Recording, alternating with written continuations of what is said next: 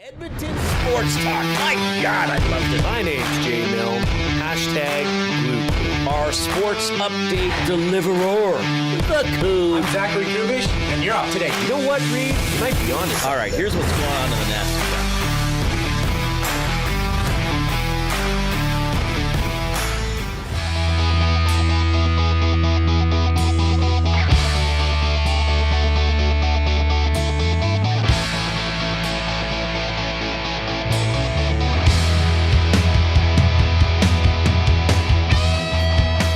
Well, I want to talk about the Edmonton Oilers today. Of course, they have another game coming up at 6 o'clock against the Dallas Stars. We'll have the GCL Diesel Oilers Stream pregame show at 5, hosted by Tom Gazzola. But I want to talk about the Oilers in the context of my old cat, Lester.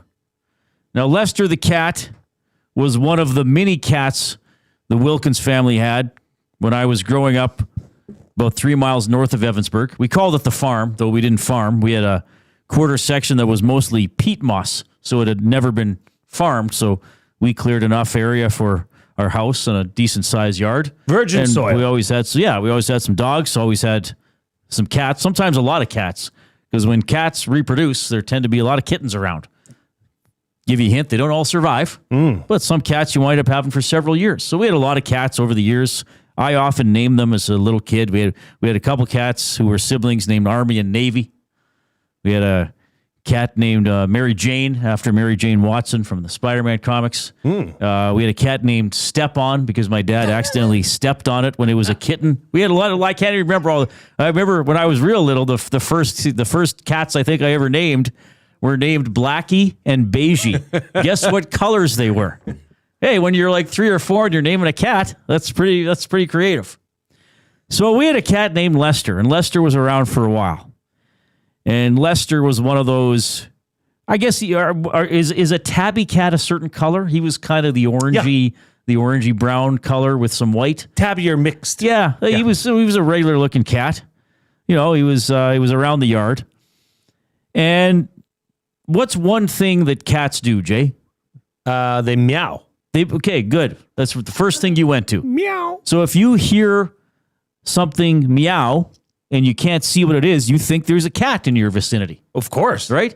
And if you see a cat and it opens its mouth to make a noise, you expect it to make meow. You expect that to be the noise that comes out of its mouth. Precisely. That's an identifier as a cat. You know, is the good old meow noise. But the reason I remember Lester all these years later, probably, 35 to 40 years actually after we actually had the cat, was that Lester meowed, if we can use that as a verb, constantly. What's Lester doing? Well, he's lying over there in the sun. Meow, meow, meow, meow. Oh, what's Lester doing? Well, he's prowling around the yard looking for a mouse. Meow, meow, meow, meow. Oh, what's Lester doing now? He's going to drink some water. Meow, meow, meow, meow. Lester meowed constantly. Like, clearly there was something wrong with the cat. So the very thing that identified him as a cat made him actually a lot less interesting and likable as a cat, because he just kind of was doing the cat thing, but really wasn't accomplishing anything. Now, I could go on and on about Lester. Oh, please do. I could make the meow noise over and over again. Oh, I don't think I that should would say fall on Lester deaf ears. was not the cat. Do you have cats on the farm? Yes, 3. What do you call yours? The acreage, the farm, the Milne property, the Milne estate, the Milne compound? The funny farm. Okay. Yeah, we got Junior, Star, and Jackson. Now, and I assume you've had cats in your life, most of your life. All my life, especially when you pretty live in a rural area. Yeah. I think if you live in a rural area, You got a mouse. You wind up with a cat, even if you didn't get the cat. True Cats enough. tend to wander into yards and show up or get mysteriously dropped off at the end of your driveway. That's correct. So anyway, did you ever have cats that, especially in the winter, after you or whoever was driving got home, they would go to sleep in the engine of the vehicle? Unfortunately. So we had a cat that did that in the winter, and then the car got started. Yeah. Now, don't worry, the cat lived, but it lost a good chunk of its tail. Oh, no. But it was freezing cold when this happened. And for a good chunk of the winter, it had like a frozen bloodstock of a tail. What'd you name that one? No tail? I can't remember which one that was. Hey, there's Step On and No Tail. Yeah, I think that one was an adult when that happened.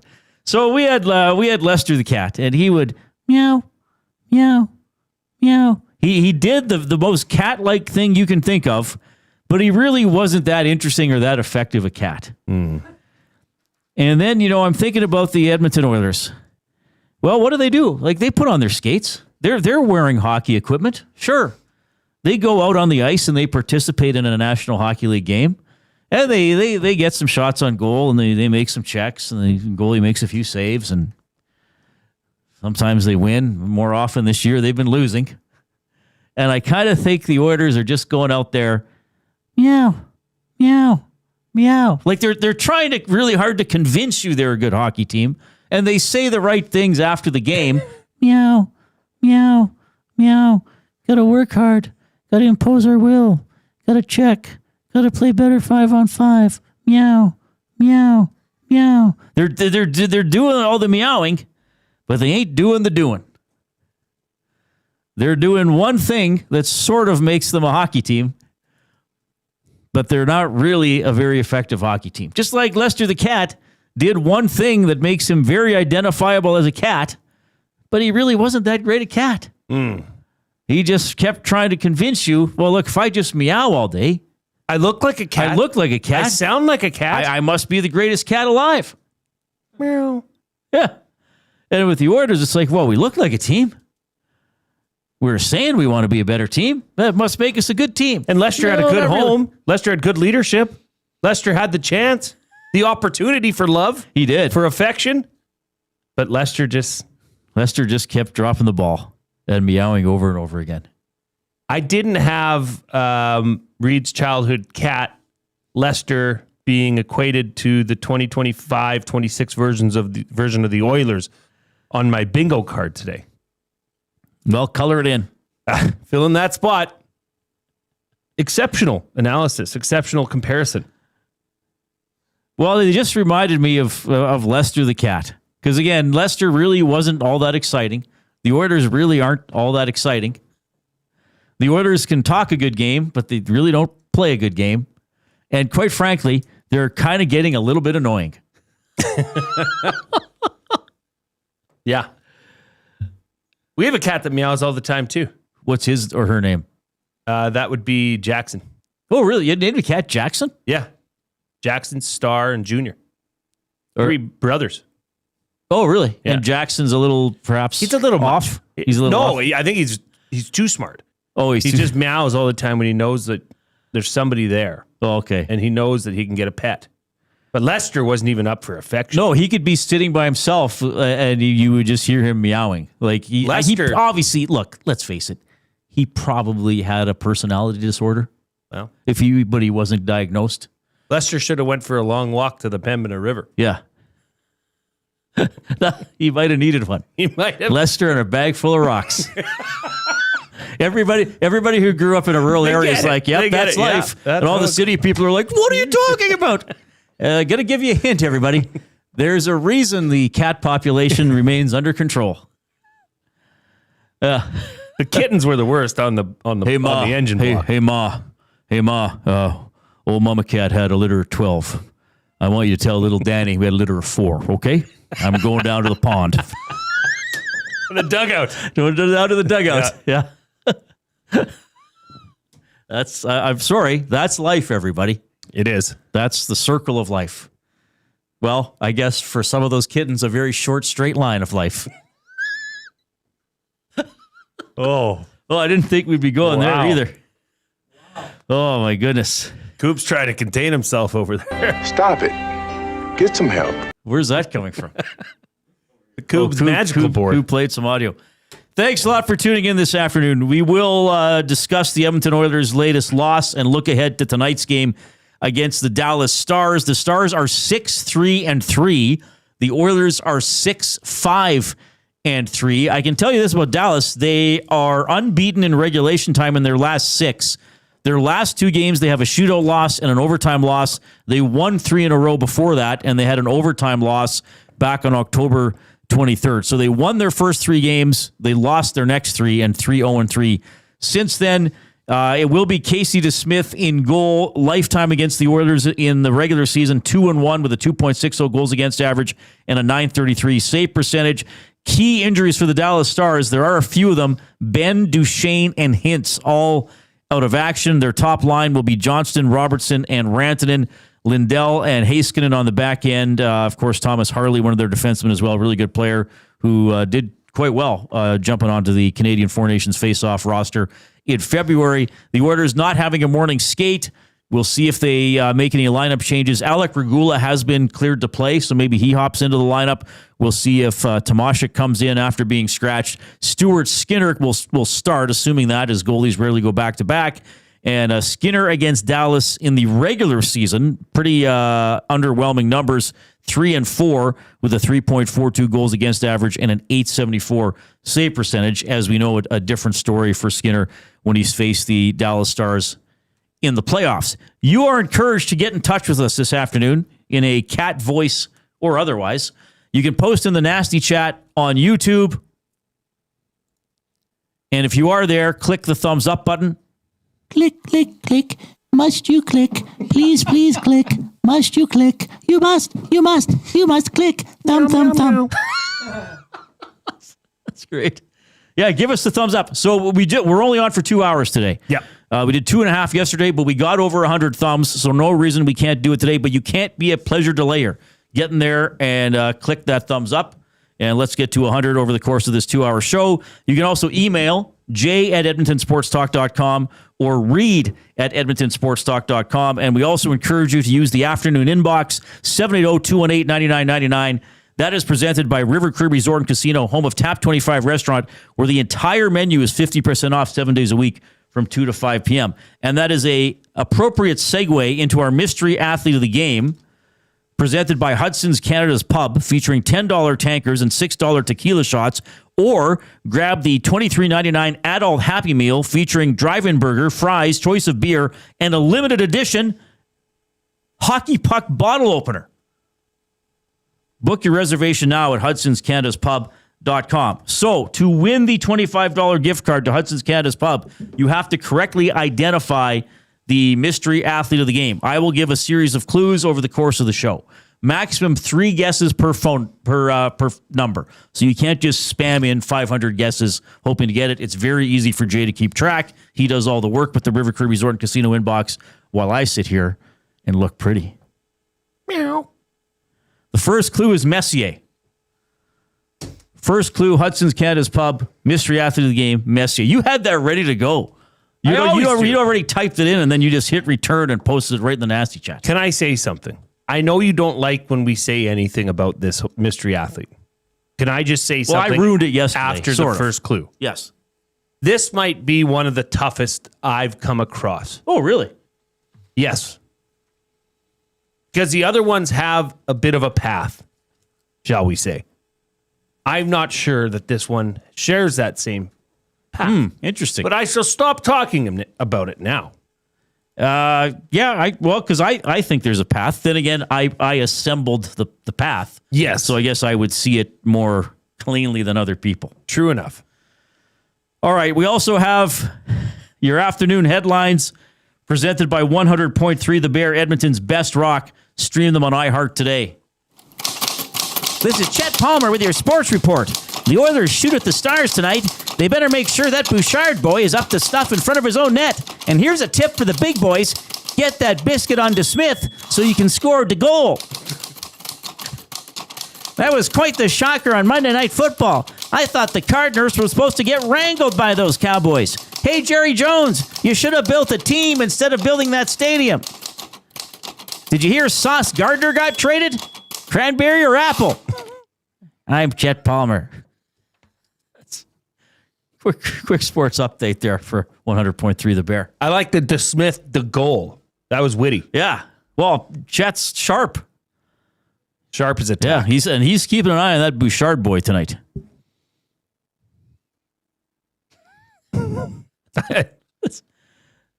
Yeah. All right. Bouchard. Yeah, we'll talk about that. We'll get to that. He's topic number one. What of many things to talk about. The off-topic topic.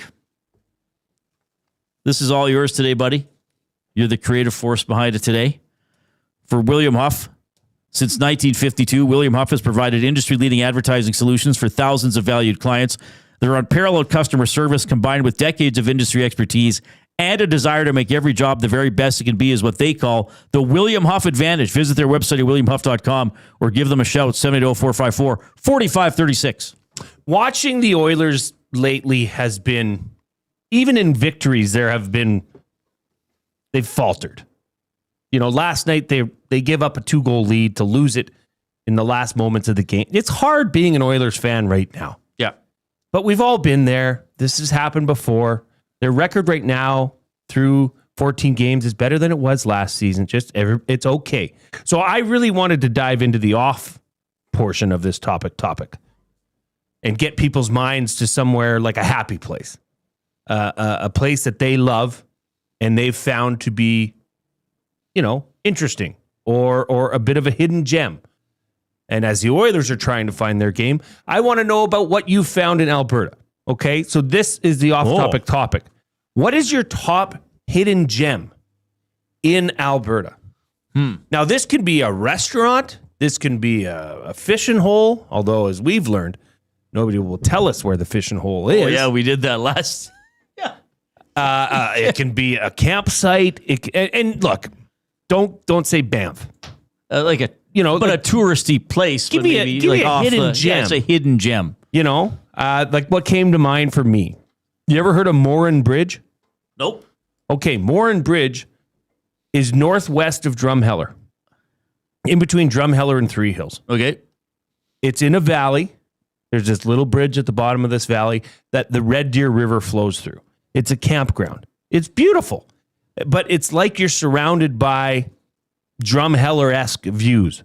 And you're in the bottom of this valley. You can go play in the river. It's a beautiful, scenic, quiet, relaxing place. Okay. And I would say that would be one of the hidden gems, because you really got to find this place. Milne Bridge. It's full of sedimentary rock, clay stones, shale. It's fun with the kids. Okay. They have fun. So that's kind of where we're going. Somewhere that not many people have heard about, but you've and you're okay sharing it. Is your, it could be your lake lot. It could be whatever Right. is your hidden gem. That's a good one. I don't know what I would say for this, but this is a real good one. A hidden gem in Alberta. Man, oh man, that's a really good one. Coob, you fixing up something back there? Yeah, well, I got one that's probably not very well known. It's in the town of Barhead, where my dad and his family grew up, right around in that Camp Creek area. Mm-hmm. And my grandmother lived there for years. And anytime we'd go visit her, we'd go to this place called the Barhead Neighborhood Inn. It's connected to a hotel. It's near the end of town, but it's just a little diner place with amazing people who serve you, and the food is cheap but also very good, and you get large portions. Nice. So you just a little go there, dive bar, yeah, kind of thing. I like exactly. that. You go enjoy your time there. You get a nice quick meal, maybe a Monte Cristo or something like that, and I don't know, drive around the area, just seeing all the farmland. Yeah, that's exactly what we're looking here. Yeah. Spency 5 Centsy, hidden gem, Sulphur Gates Recreation Area near Grand Cache. Grand Cache is beautiful. That drive from Hinton up to Grand Prairie through Grand Cache, you got to do it. 5-minute hike to a beautiful as heck view early morning is best. Yes. Brazeau Dam, some good fish in there. Yeah, that'd be a good one.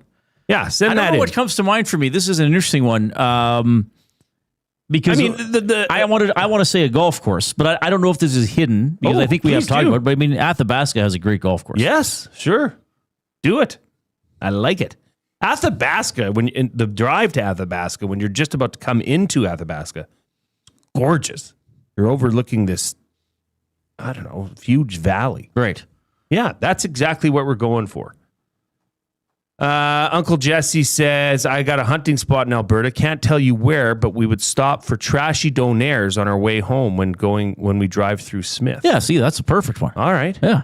Deaky Sparks, Barhead's golf course is top notch. All right. Mikey, Ramsey's in Westlock, double pizza burger. Oh, see, that's the kind of This stuff is what we want. Yeah, Like- it doesn't have to. Well, it could be a high-end restaurant, but it can just be someplace. This place is good. or great to stop if you go to that town, or whenever we go there, we go there. Yeah, that's really good. This is a great idea. Yeah, I thought you would have brought something from, the shores of. Well, it's been so long since I've lived in Evansburg. I mean, I can't even say the old 1-lane bridge anymore because I think they twinned it. I think they made it a 2-lane bridge down in the Pembina River Valley between Evansburg and Entwistle. So I don't even know what I would say from the old homestead anymore.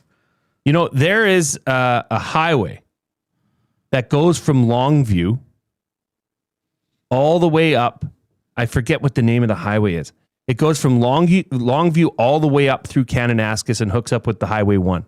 Okay. And you go up to the summit and then down all the way to Kananaskis. Oh, neat.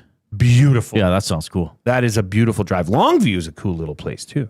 The Burger Barn in Millet. Did you say that one already? No. I love me some Burger Barn. Yeah. Mushroom burger. Oh, you've been there? You've never been to a Burger Barn? Burger Barn. Oh, Burger Barn. You put Burger Barn. Oh, the Burger Barn in Millet. That's the one when you're Millet. No, I'm thinking the Burger Bar in what's the one that's west of Leduc? On the way to west of Leduc, Devon? Oh, it's on the tip of my tongue. On the way to Pigeon Lake, kind of thing, or the way to Thorhild. I don't know. I can't remember. Oh. Darn it. Somebody's going to know. Yeah. Kalmar. Kalmar. Yeah, there you go. The Burger Barn, Kalmar is legit. There's one in Kalmar. Yeah, so this is perfect. This is what we're getting at. So the off-topic topic for William Huff, give us your top hidden gem in Alberta. We were just doing some restaurants, but it doesn't have to be a restaurant. It can be a golf course, a sports-related thing. Could be just a view, a tourist site, a campground, a lake, whatever. It's pretty wide open. Some type of a store. Who knows? 780-218-9999, River Cree Resort and Casino inbox, and you can post in the nasty chat on YouTube. Continue to hit the thumbs up. We're almost already at 50, but don't slow down. We got to get to 100 quick. We only got a 2-hour show. Sorry, Kalmar on the way to Thorsby. I said Thorhild. Oh, because Thorhild's north, right? Thorhild's that way. Okay. All right. Well, hey, we're city kids. We never look at a map. All right. Oil understood for GCL Diesel. Coming up, some alarming Oilers stats I have. I want to break down a couple post-game comments from last night as well. Here comes the Coop.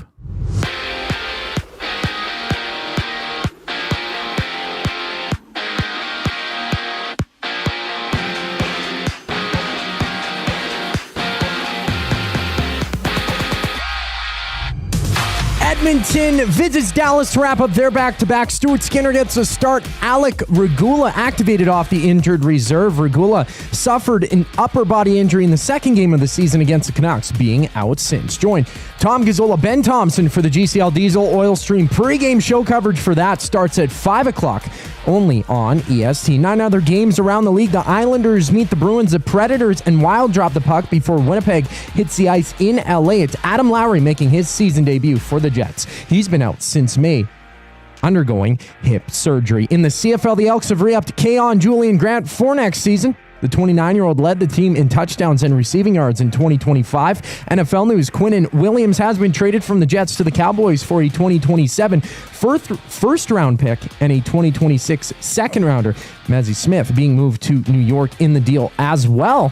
Elsewhere, Jacoby Myers is off to Jacksonville with the Jaguars trading a 4th-rounder and a 6th-round pick in 2026 to Las Vegas. The Raptors, they're back in action, facing the Bucks at 5:30, a total of 6 games around the association. This sports update is brought to you by Advantage Sports Medicine. Connor McDavid's got a team of specialists, and you're stuck with a bag of frozen peas. Get the same locker room approach that's trusted by the best in the game. Call them at 780-460-9977 or visit their website at AdvantageSportMed.ca to book an appointment today. The oil understood for GCL Diesel brings us back after the break. I'm Zachary Kubish, and you're up to date. 2 guys and a goalie. Connor McDavid will score less than 30 goals. Hired or fired? Hire it. Can you believe we're saying this? He doesn't shoot, man. He's got 3. He scored 2 in one game. Yeah, but he can do it in bunches. I'm going to fire it because it's Connor McDavid. I'm going to fire it. Are you doing the walk again? I love this Hernan walk. 2 guys and a goalie, presented by GS Construction. Tuesday and Thursday afternoons at noon, only on Edmonton Sports Talk, your clear choice for Edmonton sports. We have what you're looking for. GD Liquidators is Edmonton's one-stop shop for new and used warehouse, office, and industrial items since 1987. You'll find what you want when you want it. Give us a call, visit us in-store, or check out the monthly auctions at gdliquidators.com. 100% Canadian-owned and operated. We have what you are looking for. GD Liquidators. Where holiday cheer meets great beer. This season, celebrate at the Canadian Brewhouse. From plated dinners and festive buffets to casual pub-style parties, we've got the perfect space for your crew. Book your holiday party today at thecanadianbrewhouse.com. GCL Diesel has been serving oil country since 1972. From diesel cars to SUVs to pickups. From farm tractors to school buses to a big rig. From diesel generators to forklifts, GCL can test, troubleshoot, and repair all diesel fuel system components. Whether it's injectors, pumps, turbos, filters, or additive, GCL has the parts you need to keep your diesel running the way it should. For genuine diesel parts at wholesale prices, visit GCL Diesel in the West End or online at gcldiesel.com. GCL Diesel. Diesel understood. The temperature may be dropping, but the action's heating up. Play Alberta is offering odds boosts on every Oilers game all season long. This is your chance to score big. And for a limited time only, our listeners get an exclusive $50 free bet when they deposit $50 using EST50. That's code EST50 for an exclusive $50 free bet. Alberta wins with Play Alberta. Must be 18 plus to play. If you gamble, please use your game sense. Summer was packed with memories. Wait, let me get a picture. Your garage doesn't have to be. Wow, look at all this space. Store your gear with Sentinel Storage and enjoy extra space all year. Try 4 weeks free. Visit sentinelstorage.ca.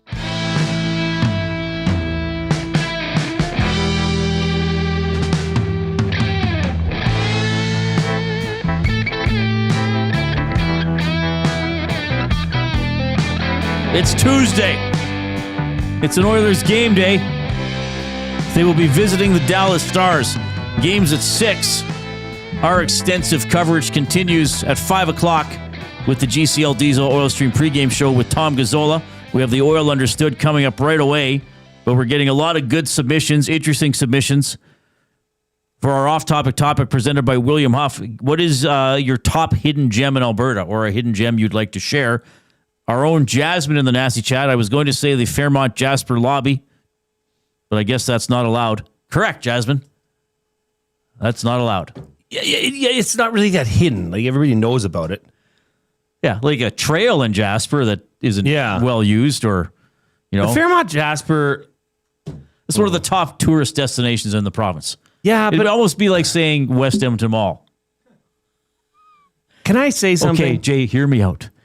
On the west side of Edmonton, okay? Yeah. It's this large, well, it's a shopping mall. Go on. And I don't, like, we've been to the Fairmont Jasper Park Lodge a couple times. And aside from the pool that you start inside and you go outside, meh. All right. Yeah, I was just there in March. Yeah, you were there for a wedding. For a wedding, yeah. I mean, maybe there's the history behind it is really cool. Like, you see all the people that have visited there, and it is old, so I guess they have it's historic. Yeah, it's in the middle of the mountains. Protect that. Yeah. This one comes in from Jim Johnson, 8007. Golf in Cold Lake, Bonnyville, and Lac La Biche. Nice tracks. Last Chance. This is from Charlie Dufault. Good guy. Last Chance Saloon in Wayne.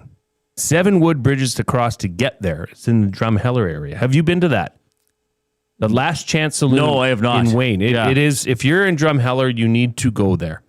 It is very cool. What else here?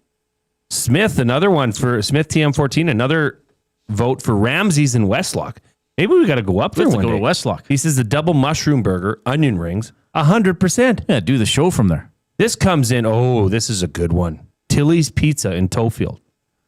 Have you ever? I bet you there's a lot of great pizza joints. Tilly's Pizza. If you're a deep dish pizza person, yeah, Tilly's is the best. Oh, sweet. I think there's a spot in Edmonton called Versatos. Okay. That everybody raves about if they like thick pizzas. Yeah. Maybe not deep dish like you think Chicago. I mean thick. Yeah. Tilly's in Tofield. And he also chimes in, favorite spot, him or her, I don't know. Favorite spot is the eastern slope of the Rockies on the Forestry Trunk Road. Oh, wow. That's specific. Yeah. Got to get the GPS out for that one. We should open up a place called Lester's Pizza. Meow. Meow, meow, meow. Boy, this meat on here sure tastes good. Oh, my God. We'll leave that one there. Okay. We might have upset a couple people with our, I'm going down to the pond with a bag, some rocks, and the kittens. Yeah, well. We might have upset some people, but sometimes that happens. All right, it's the Oil Understood for GCL Diesel, providers of the best diesel engine components around, from turbochargers to injectors, fuel pumps to sensors. They are the critical engine component experts. Proud to serve Edmonton and Northern Alberta for over 50 years, now a partner of Edmonton Sports Talk and the Reid Wilkins Show. GCL Diesel. Diesel! Understood. Okay, well, sorry, I didn't do a good job. I didn't do a good job setting you up that time. The Oilers lost to the St. Louis Blues. First of all, and I have some clips I want to play. Belzy's going to hop on at 4 o'clock as well. And we're happy to hear from you on the Oilers. You don't have to compare them to a former annoying cat that you had if you don't want to. But again, Jay, where's the energy? Where's the gumption? Where's the passion?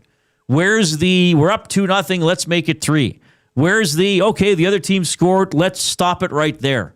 I mean, even the third period, I'll say this, they played a near perfect third period if they'd already would have had a 2 or 3 goal lead. Low event period, okay, maybe they would have still got that goal with a minute and a half left, but still would have been tough for St. Louis to get something out of that game. It's just a continuation of what we've seen most of the season. There's so many words, right? Lackluster, anemic, underwhelming, not fun off at times, quite frankly. I mean, you and I have referenced that we have, friends and family who watch the Oilers, whether or not they take in this show, that it'll be like, it just wasn't fun to watch. It wasn't fun to watch. Mm-hmm. Like, they just kind of did nothing. I mean, I know a lot is made of this. Connor McDavid, 0 shots on goal last night, 2 attempts. Leon Draisaitl, 0 shots on goal, 1 attempt. Ryan Nugent-Hopkins, 0 shots on goal. He did have 5 attempts, 4 of them blocked, but you got to get the puck through to score. And, what do we often say? Good teams find a way to lose. Good teams find a way to win. Yeah. Bad or struggling teams find a way to lose. And that's sort of what happened to the Oilers. And even it was like, okay, I'm like, all right, like they're not doing great in the third, but they're not giving up much. At least they're probably going to get a point. And it's like, no, you don't even get a point. And again, because of Bouchard just failing to engage defensively. That was, to look back at that goal and see him wincing, like he's in shock that a slap shot's coming at him, and then easily move out of the way so as to not be hit by the puck. Now, I understand maybe he was moving out of the way so Pickard could have a clear view. Okay, but tie somebody up. Have you heard of boxing out? Yeah. Do something. I don't care. Literally grab his stick and throw it into the stands. That would have been better than what happened. But Reid, do you remember not so long ago, if this team was up 2-0, you and I would, if we were sitting watching the game, it'd be like, okay, this is over. Lights out. They got it. Now, this team goes up 2-0. It's almost like Oilers fans now are not even cautiously optimistic. No. They're waiting for which wheel is going to fall off first. Which crack is going to open fastest? Yeah. Right? It's just, but here's the thing. Reid, if you look back at this team last year and their schedule through the first 14 games, this team is performing better. They have 1 more point. Oddly enough. Right? This is just the ebb and flow of this team. They start poorly. But it is frustrating, I'm sure, to watch. Yes.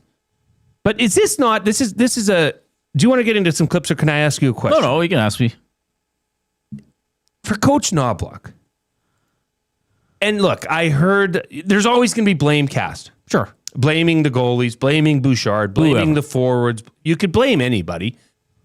But for Chris Knobloch, the head coach of this team, Is it not his job in some way? Okay, let me compare it to this.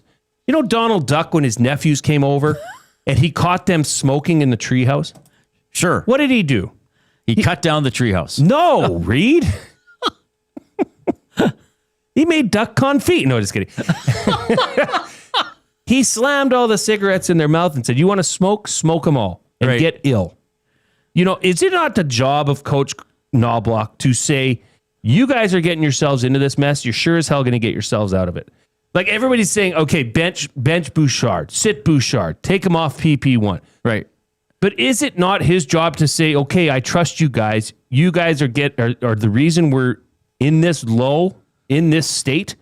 You guys are going to be the reason that we get out of it. Well, I think that's kind of what he's been saying, right? Because he rarely cuts anybody's ice time.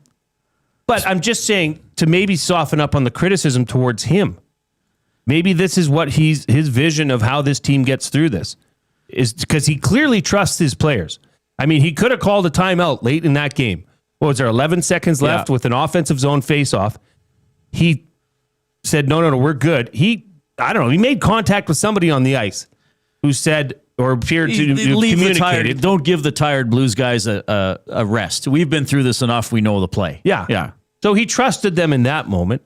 I think he has the ultimate trust that they will eventually figure out. And I don't think you or I are sitting here concerned saying that this team is not going to improve as the season goes on. I'm starting to have my I'm starting to have my doubts they can play a lot better.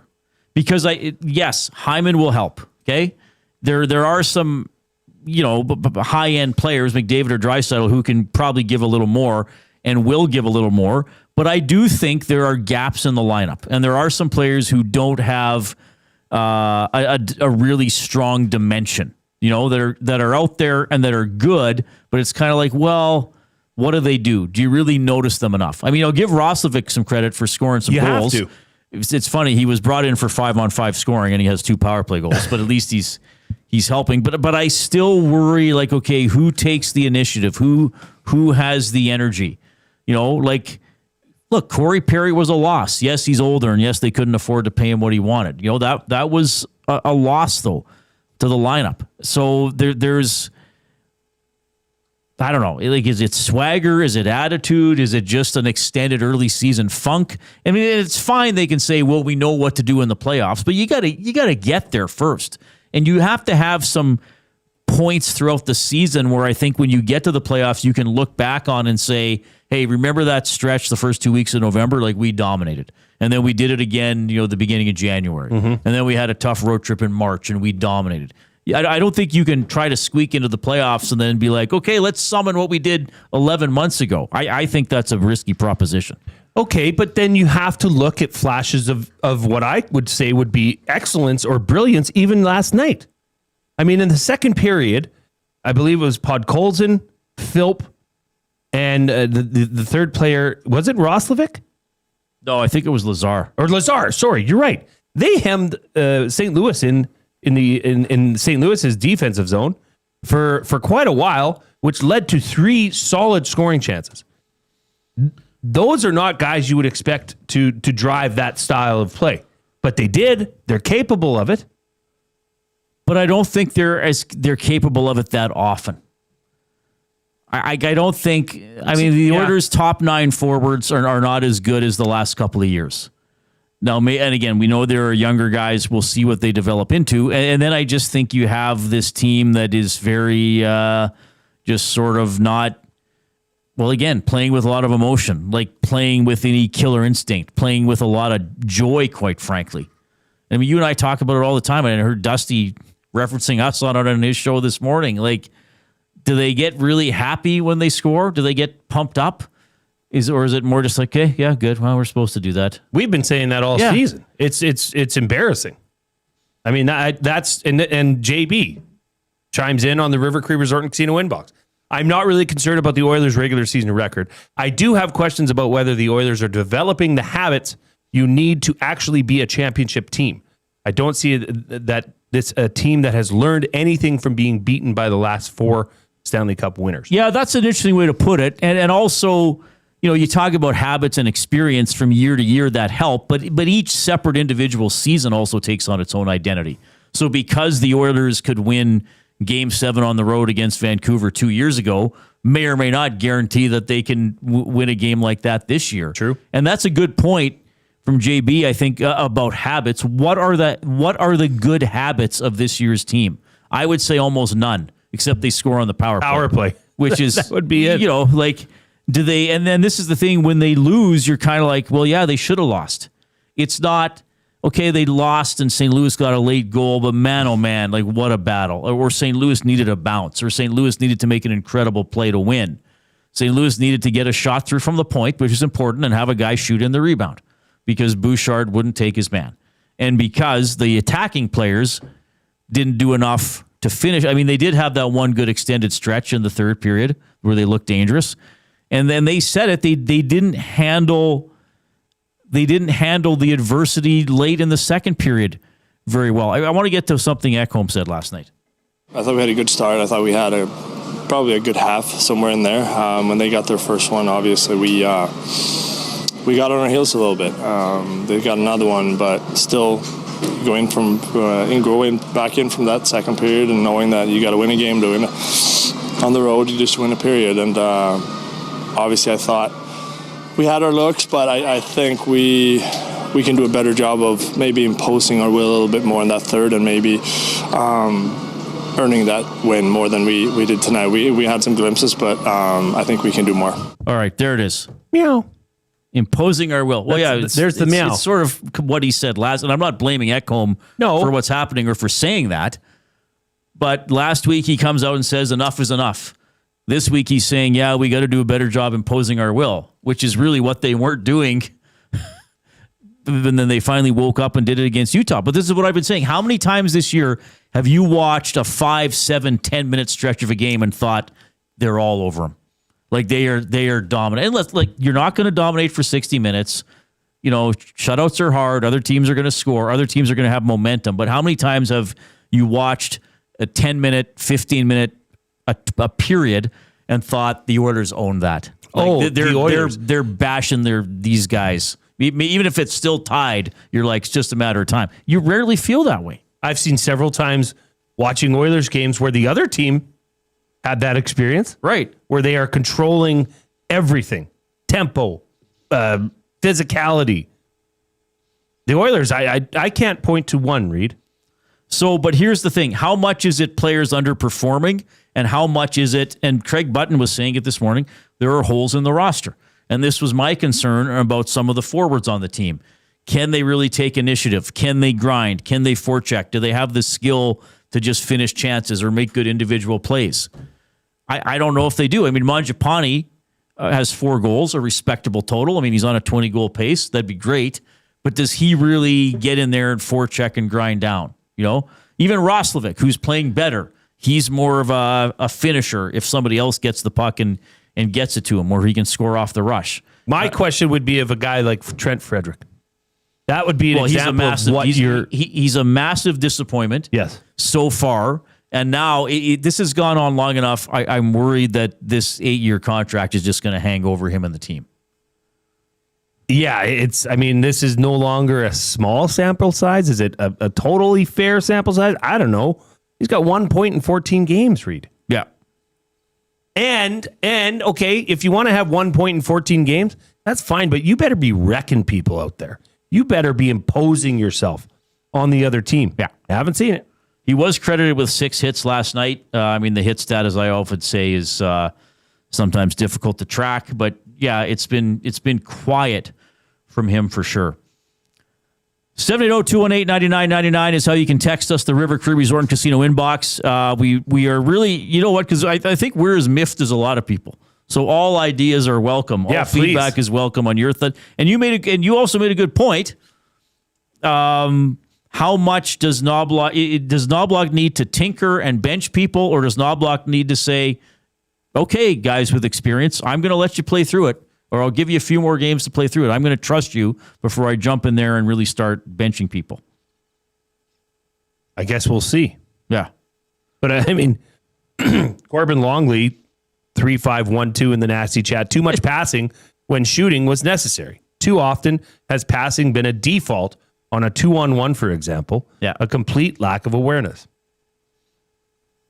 I feel like Connor McDavid's been getting ragged on for his lack of productivity. I mean, the guy is still leading this team with 19 points. Yeah, he has a ton of assists. I mean, it's not as if he's playing bad, but even a player of his caliber, you expect a lot of it. You would expect more goals. Right. You'd expect more of a killer instinct. Yeah, a little more fire. Yeah. It's not really there. I know I keep saying this as a joke. Are they distracted by not being distracted, by McDavid's contract being a distraction? Ooh, that's deep. 5-on-5 goals. The Oilers have played, 14 games? Only twice in 14 games have they scored 3 or more 5-on-5 goals in a game. On 8 occasions this season, they have 0 or 1 5-on-5 goals. Even against Chicago, they won the game. They didn't score 5-on-5. They got 2 power play goals and a 3-on-3 goal, which, yes, counts as an even strength goal, but it doesn't count as a 5-on-5 goal. Yeah. So in over half their games, they have scored either 0 or 1 goals 5-on-5. That's not good. Let's do clue number 2 in the Hudson's Canada's Pub Mystery Athlete of the Game. You're trying to win a $25 GC to Hudson's Canada's Pub. Clue number 2 is Anderson. First clue was Messier. Second clue, Anderson. All right? Jay's play of the day when we get back. Here's the coop.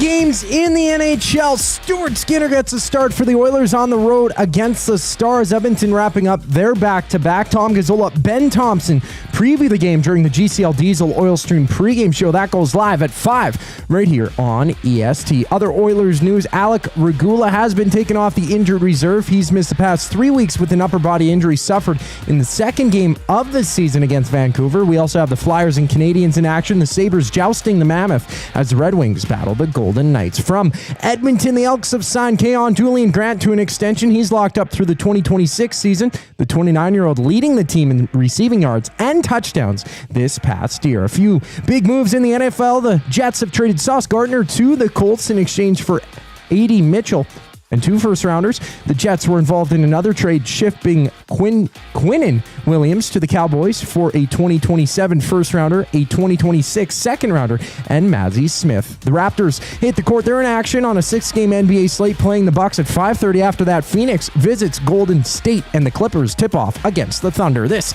Sports Update is brought to you by Paramount Flooring. Looking for quality flooring? Visit Paramount Flooring's spacious, family-friendly showroom. That's open 7 days a week. Save now on pet-friendly shock carpet with spill-proof technology. Call 780-483-1991 and mention EST for a 10% discount. Jay's play of the day for Play Alberta once we get back from break. I'm Zachary Kubish, and you're up to date. The Oil Stream. What would you grade Evan Bouchard so far? I think it'd have to be a C-. Oh, you'd give him a C-. Not even close to what we know he can do. The production's not there, even though it's getting better. I'd give him a D. Okay, yeah, sure. I'd say I didn't want to be that harsh. 7 years into your pro career, that type of consistent mistake, night in, night out, is unacceptable. The Oil Stream, presented by Boston Pizza. Monday, Wednesday, and Friday afternoons at noon. Only on Edmonton Sports Talk. Your clear choice for Edmonton sports.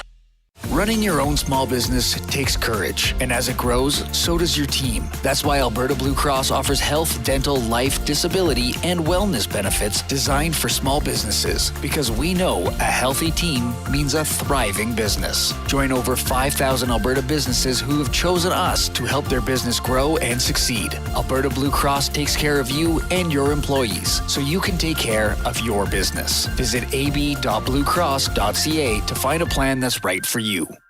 Looking for quality building materials and friendly advice? Visit us at Windsor Plywood Leduc, family owned and locally run since 1993. From interior materials for doors, flooring, baseboards, and all the finishing touches to all you need for your outdoor projects like cedar lumber for decks and fences, plus all the plywood you'd need. Our full-time on-staff carpenter can help with anything odd-sized or custom, and from domestic hardwoods to exotic selections, we've got you covered. And if we don't have it, we'll track it down for you. Windsor Plywood Leduc, we're the experts you need to know.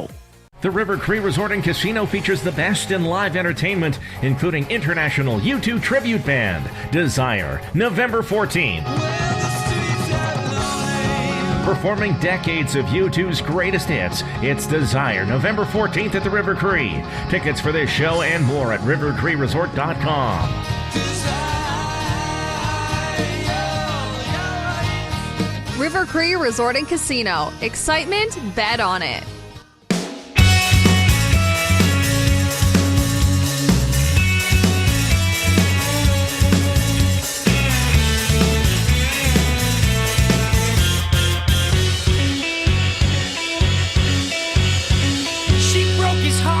A baseball bat, a man with a tendency. All right, thanks a lot for joining us this afternoon. He is Jay Milne. I am Reid Wilkins. Zachary Kubish is at the technical desk. Edmonton Sports Talk presented by Play Alberta. Oilers play Dallas. Coming up at 6 o'clock. What happened? Did somebody win Mystery Athlete? Whenever you make a little gesture, I'm like, did somebody already win it? Or are you just excited? Did you get a naughty text? No. I'm hearing. This is why I really wanted to do this off-topic topic, because I love stuff like this. I've never heard of this place, but it's been said and mentioned several times. One is the Old Bank Cafe in Millet. Never been there. Okay. And the Twin Butte Silos. Have you heard of this place? No. So the cafe is in an old house with eclectic decor and has delicious baked goods. And the silos are grain silos converted into living accommodations. Oh, wow. Located on a farm off of Highway 6 near Waterton. Oh, cool. Wow, great mountain views. That came from Andrea from Calgary. I mean, that... Would you go with me? We got to go do a show from there. Yeah, why not? Mountain views, The Silo Show. The Silo Show. Keep them coming. All right. I just wanted to double check here. The Oilers and Dallas in the regular season last year played thrice. Last October, Dallas won 4-1 in Dallas. Then they played twice in March, both in Edmonton. The Oilers won the first game 5-4. That's the game I missed. I was at the wedding. And I think that was that Rantanen's first game for Dallas and Wallman's first game for Edmonton? I think. I know it was Rantanen's first game for Dallas because I was there. It might have been Wallman's first game. And Rantanen played well. I think he had 4 points or 3 or 4 points. Yeah. Well, then I think Edmonton was up 5-1 and won 5-4. They were. And Calvin Pickard was in net. And March 26th, Dallas won 4-3 in Edmonton. So last year, Dallas took the regular season series 2-1. 5 o'clock, Tom Gazzola, GCL Diesel Oil Stream pregame show. Really appreciate your feedback coming in about the Oilers. Casino dealer Jay says, I feel like they're trying to pace themselves after Draisaitl's comments about Utah and when to get going. It feels like they want to play to not get injured for the Olympics and maybe pick it up after.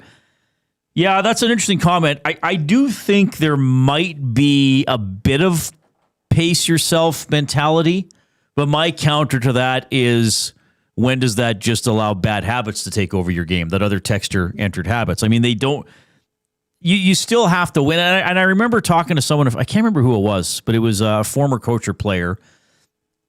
And I said, for some reason, we started talking about it wasn't the Oilers that year, but one of like the really good teams. Like they were probably going to win the President's Trophy or finish in the top 3. And it gives mid-February. Like they were not mathematically clinched a playoff spot, but they were way ahead of the cut line.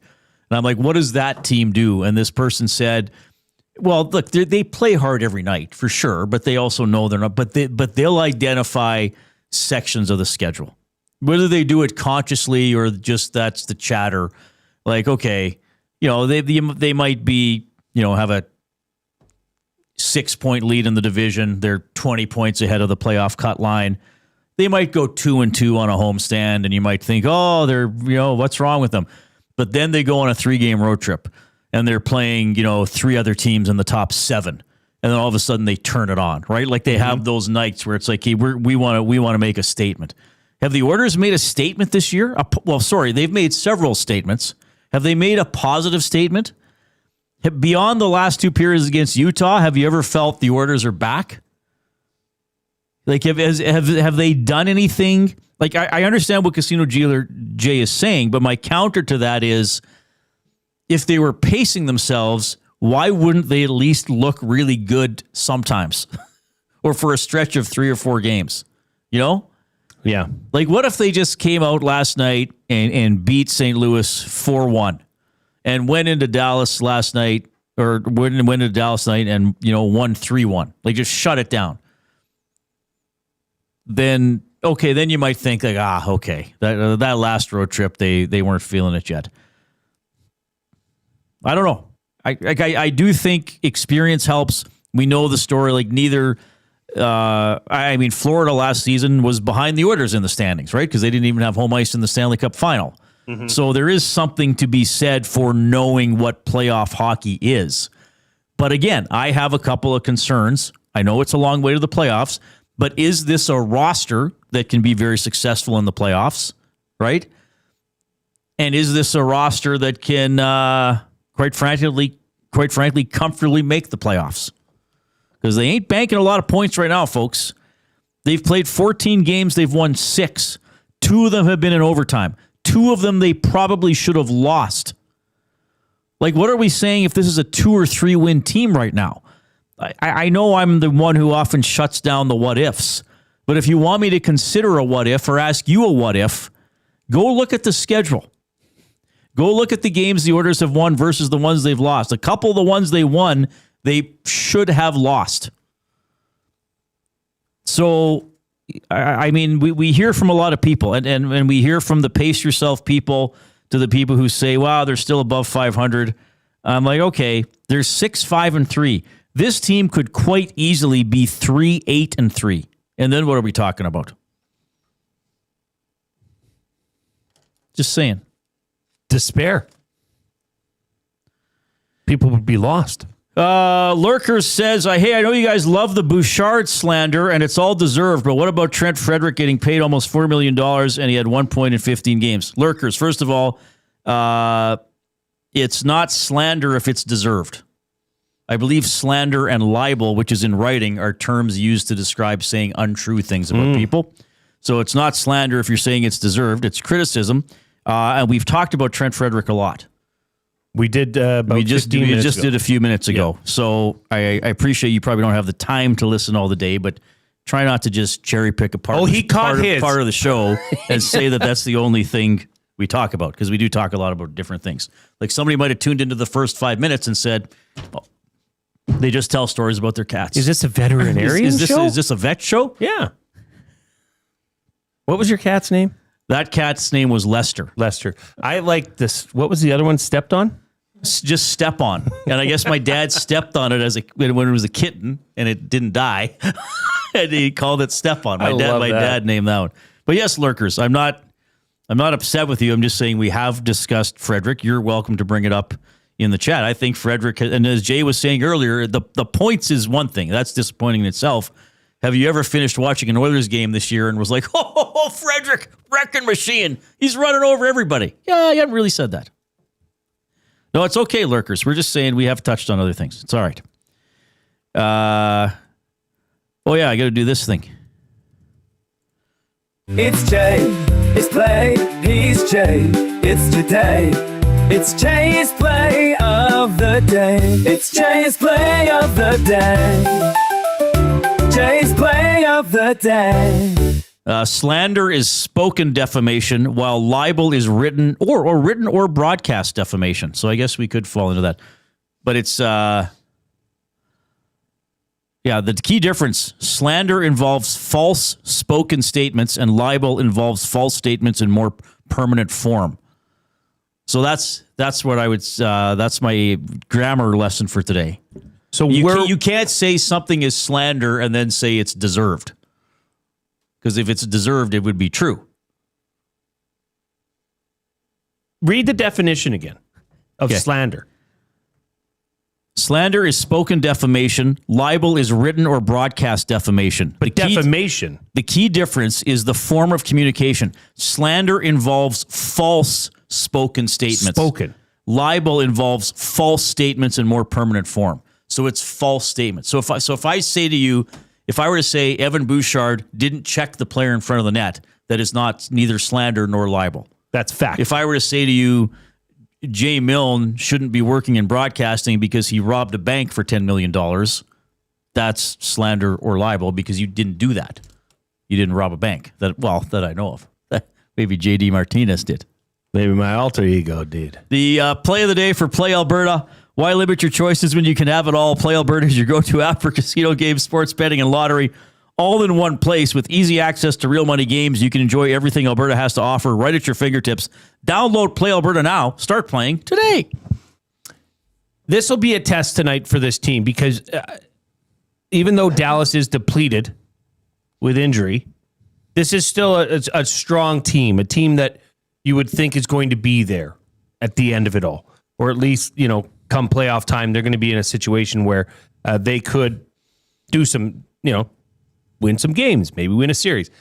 This is a big game. And I'm hoping to see that the Oilers can play up to that level. Whereas they have a great ability to play down, but they also can play up to a certain level. And given that last night, Draisaitl didn't have a shot on goal. McDavid didn't have a shot on goal. I don't think Nuge had a shot on goal. I feel like those guys are veteran enough to say, okay, we gotta do something here. McDavid's got a McDavid, Draisaitl's got a Draisaitl, right? And Nuge just got to pass the puck. So what I did was Jay's play of the day: Nuge, Draisaitl, and McDavid all to record one or more points. Oh wow, okay, and over 5.5 goals. Oh, geez, that's a lot. Well, the line is 6.5. So I teased it down to 5.5. I'm more comfortable with that. Okay. So Nuge, Draisaitl, McDavid, all with one or more points, and a total over 5.5 goals. That is boosted to a nice, healthy number of plus 181. Okay. So head to playalberta.ca, click on sports, click on EST specials. A reminder that all of the EST promo codes are reloaded for the month of November. $50 deposit, use EST sports. Get a $50 free bet. $50 deposit, use EST50. Get a $50 free bet. And EST Casino gets you $50 casino play. That's at playalberta.ca. And always remember to use your game sense. It's Jay. It's play. He's Jay. It's today. It's Jay's play of the day. It's Jay's play of the day. Jay's play of the day. And of course, we are coming to you from the Canadian Brewhouse studio. Win big this football season at the Canadian Brewhouse. Enter for a trip for two to Super Bowl 60. Plus weekly prizes, $1 off Budweiser and Bud Light tankards. Details at thecanadianbrewhouse.com. Our third clue in the Hudson's Canada's Pub Mystery Athlete of the Game is Lowe. And I will give you the spelling, Lowe. So the clues are Messier, Anderson, Lowe. You must text in your guesses to the River Cree Resort and Casino inbox, 780-218-9999. 4 o'clock break coming up. Yes, I know we're a couple minutes late into it. It's not like I'm missing a Bob Layton newscast. What are they going to do to me? And then Shawn Belle coming up in studio. The Lock Shop. Nobody has played more hockey than the Oilers and the Florida Panthers in the last 2 years. And I'm just going to say, I don't think it's a coincidence that the Oilers are 6-5-3 and the Panthers are 6-5-1. Now, Panthers may be a little bit more forgivable because of the injuries. They don't have Kachuk and they don't have Barkov, which is massive for them. But that Stanley Cup hangover is real. The Lock Shop, weekday mornings at 11, only on Edmonton Sports Talk. Your clear choice for Edmonton sports. Looking for flooring? Paramount Flooring has it all. Sales, service, and expert installation. With options for every style and budget. Open 7 days a week. We've got you covered. Quick delivery and in-stock deals. Plus, EST listeners get 10% off. Visit ParamountFlooring.ca today. You've always known GCL Diesel as the experts in diesel fuel systems. But did you know that GCL is also your source for turbochargers and turbo repair? As a turbo supplier for Garrett, Borg Warner, and Holset, GCL can provide genuine original equipment turbos at wholesale prices. Whether it's diesel, gas, natural gas, or performance, we can provide you with the turbo or custom repair you require. Turbo questions? We've got turbo answers. Visit us in the West End or online at GCLDiesel.com. GCL Diesel, turbochargers, understood. Get ready for a feast like no other. 40-ounce steak night is back this November at the Canadian Brewhouse. Sink your teeth into a hand-cut 40-ounce ribeye with all the fixins for just $49.99. Tickets available now in store or at thecanadianbrewhouse.com. Johnson, whoa. Hi, Dennis from Weiss Johnson here, and we're excited to be partnering up with the Nielsen Show and have a special deal exclusive for Nielsen Show listeners. Get 10% off any new Trane furnace, air conditioner, or heat pump installation from now until the end of October. Bundle a furnace with an AC or heat pump and get 25% off the package price. Get your home comfort now for all seasons with Weiss Johnson and Trane. Trane, it's hard to stop a train. Visit wjsportstalk.com today. You've heard the name, but what does it mean? For over 66 years, William Huff Advertising has supplied signage from screen printing to digital to LED with design, production, and install in-house. It's a one-stop shop for all your signage needs. Edmonton owned and operated, William Huff has been trusted by the biggest companies and teams in the City of Champions and many others across the country to do the job. If you're looking for a way to get the word out about your company or event, they are the answer. Go to www.williamhuff.com. Their results speak for themselves.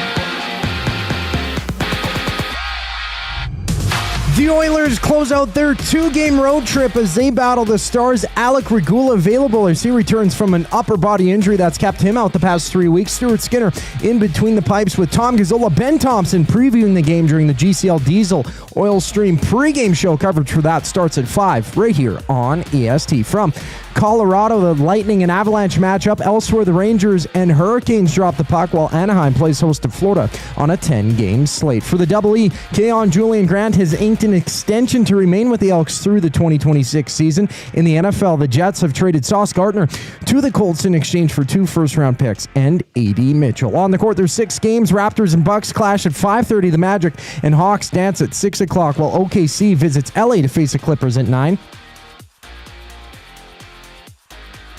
And injury news, Zion Williamson of the Pelicans is out 7 to 10 days with a hamstring sprain. I'm Zachary Kubish. That was your sports update. Hour 2 of the Reid Wilkins Show starts right now.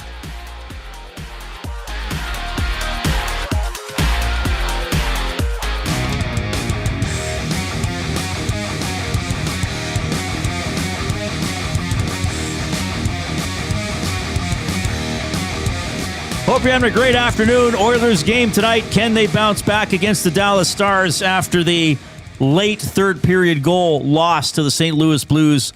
Last night, Roslovic did score in that game. He has come on. I would identify him as a bright spot for the Oilers lately, and Mangiapane was able to connect on a one-timer. But as we've been talking about, the 3 big guys did not get a shot on goal, and Evan Bouchard playing 19 and a half minutes, playing what I call the campfire defense on the game winner. Sit around and watch.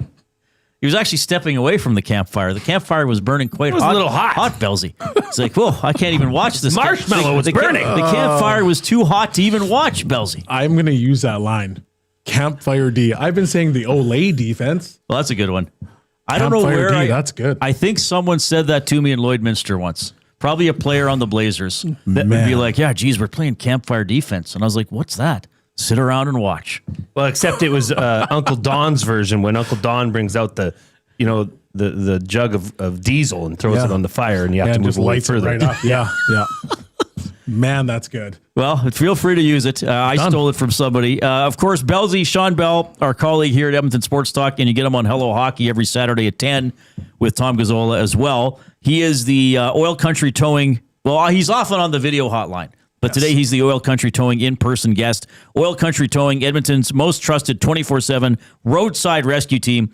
Fast, safe, and reliable for over 15 years. Whether it's game day or a snowstorm, we work as hard as your favorite team to get you going. Hopefully working harder than your favorite team lately.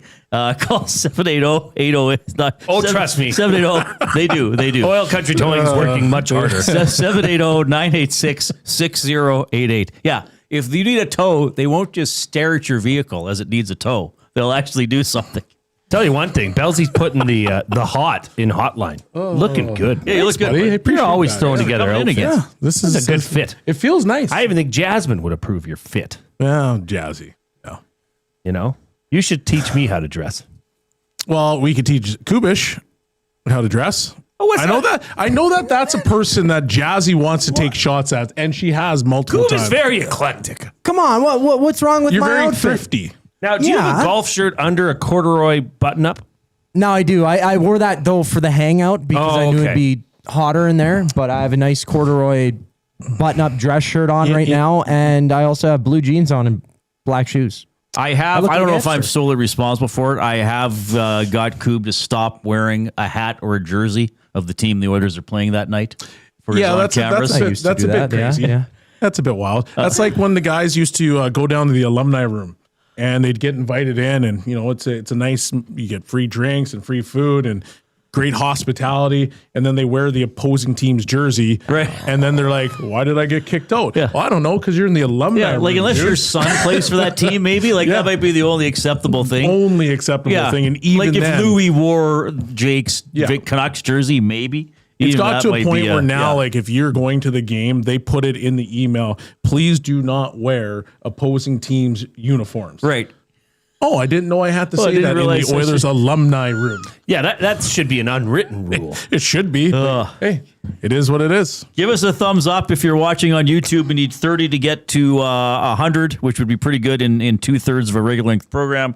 And before we dive into the hockey stuff with Belzy, our off-topic topic for William Huff is your favorite or a top hidden gem in Alberta. Okay, well, I was thinking about this one for a while. I was at lunch with a buddy of mine, and I'm like, I gotta come up with this hidden gem.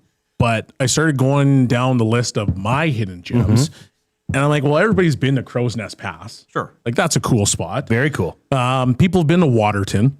It's getting a lot of love. A lot of love. Yeah. Have you heard of the Butte I have. Ranch or something? Yeah, with the okay, good, good. So I was like, I can't go with those ones. And then I started thinking about restaurants and different places like this. And there's a German restaurant just kind of like above Banff Springs golf course. And then it's just below the Banff Fairmont Hotel. Did that not used to be the original clubhouse or something? I don't know. Okay. But it's this really small German restaurant, and it's unbelievable. I can't remember the name of it now. It's like the Boathouse or the Hopped House or something like that. Dusseldorf. Dusseldorf, yeah. Sure. Hamburg, yeah. Yeah, something like that. Yeah. Nice. Welcome. Yes. But no, that restaurant is unbelievable. So anytime I end up in Banff, I try to go there. But as I was sitting at lunch talking about, I got to find this hidden gem, my buddy goes, have you ever heard of Rowley, Alberta? And I'm like, no. I think I've heard of the town, but I don't know. Rowley, Alberta is a town. Okay. It has right now 8 to 12 people that actually live there. Right. Wow. And one of those particular people actually is like the caretaker for the town. Right. And so nobody goes there except on Saturday nights. They go to this restaurant in Rowley and they have live music. They have a pizza party, and apparently it's like the best pizza ever. Oh, wow. Hidden gem. Is it RAWLEY? ROWLEY. Hey, don't they have a big rodeo there? I think they do. Couldn't tell you. This is straight north of Morin. My hidden gem. It's really? Okay. North of Drumheller. Yes. Oh, sweet. Wow. Yeah. And so it's considered a bit of a ghost town. Except Saturday nights. Except it's Saturday the place nights. to be. It's the The place Rowley to be. Ghost Town. Yes. Once home to 500, is now a historic village with 12 residents. Yeah. It has a garage, a church, a bank, store, saloon, community hall, and 3 grain elevators. Probably all in one building. The grain elevators would be their own thing, I guess. Their own thing. But that's my hidden gem. That's amazing, Kelsey. We had to do a lot of research on that one, and like I got to use this. That's why we have you on the show. I think they have That's a sign on the highway when you're heading into Drumheller that says Rowleywood. Yeah. Oh, no way. I'm pretty sure that's it. It's got to be. That's awesome. Yeah, that's a good one, Belzy. We got to put that on the to-do list. Thank you. I have a whole little write-up here of it, too. And I was like, oh, this is going to be great. You really did your homework. I tried. Good for you. That's tried. That's perfect. Well, you tried. I did. I didn't want to show up. Yeah, it's like if the guy you were checking in front of the other team's net, in front of your own net, was about to score a goal, you would have. I would at least attempt to lift his stick, or to slash him, or to cross-check him, or to trip him. I would attempt something, even if you got a penalty. Even if I got a penalty, you aren't scoring tonight. Right, not this way. Yeah, anybody but you. How bad was that? Sorry, Reid. How bad was that from a former player to look at that and see someone shirk away and kind of like flinch at a slap shot coming towards you? And then to not even address that there is somebody in a different uniform right in front of the net. Well, I mean, blocking shots isn't fun. No. So, and we even gave him credit for saying, hey, maybe he was just trying to move out of the way so he wasn't screening Pickard. Interesting conversation, because when I played in Sweden, the goaltending coach actually said, I do not want you blocking shots. Right. And we were kind of sitting back saying, well, why is that? And he's like, well, because the likelihood of you trying to go down and block that particular shot and it ricocheting and it goes in the net is probably higher than you think. I was like, hey, I'm not going to argue with you. I'm not going to block any more shots. I'm done. I'm done blocking You're shots. following directions. So maybe Bush, because he did play in Sweden, well, had the same guy. Have you guys ever thought about that? I've never. That's the first I've thought about that. That's the first I've thought about that. You never want to see a guy flinch. As much as I like to joke about, blocking shots and how much they actually hurt, you never really want to flinch. The biggest problem for me is that you can't leave the guy hanging out in the middle of the net and just say, you know what, I'm not even going to attempt to try to take him. Right. That's probably the more egregious error. Outside of, maybe you should probably soak that puck, but that's another conversation. But you can't leave a guy wide open in front of the net. Tie him up, do whatever you need to do, but he cannot score, especially with that time left in the game. I think it was 1 minute and 20 seconds, right? You just can't have those gaffes in a game. Yeah, to me, and I might be alone in this, but I'll offer my opinion.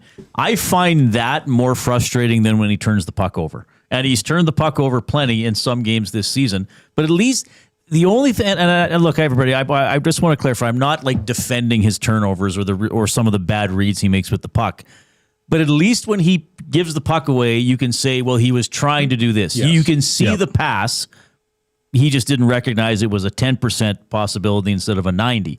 But that play, that's a fundamental attitude, battle level, give a crap, do something for your teammates, help your goalie, whatever category you want to put it in. I couldn't agree more, because like you mentioned, when he is turning pucks over, it's because he's trying to make that play, and we've all been able to see him make those plays. So in his mind, he's like, well, I'm going to try to pass it through 2 or 3 sticks because I can. And generally speaking, it gets turned over, so that's not a great thing, but he's trying to make a play. So he's trying to do a little bit too much, as opposed to maybe making that option A or that safe play. But this is just come on, man. The guy standing right in front of the net, you have to engage with him. And to steal a line from Woodcroft, you got to play into his equipment. Yeah. So if he's standing there in front of the net and he's about to get the puck, lift his stick at bare minimum. That's not hard. So I can't figure out why he doesn't want to do that. I can't figure out why there's a lack of willingness to do that as well, because at the end of the day, that costs you 2 points. Yeah. Because you probably take that thing to overtime, and Leon and Connor probably end up scoring like they normally do in overtimes. But to just say, you know what, don't worry about it, you just have a free shot, that's a bit much for me. Is that a common theme, though, with this team right now, Bellsy? Watching this team, they don't have an edge. They don't have an FU in one iota of the meaning. What word was that again? FU. Oh, okay.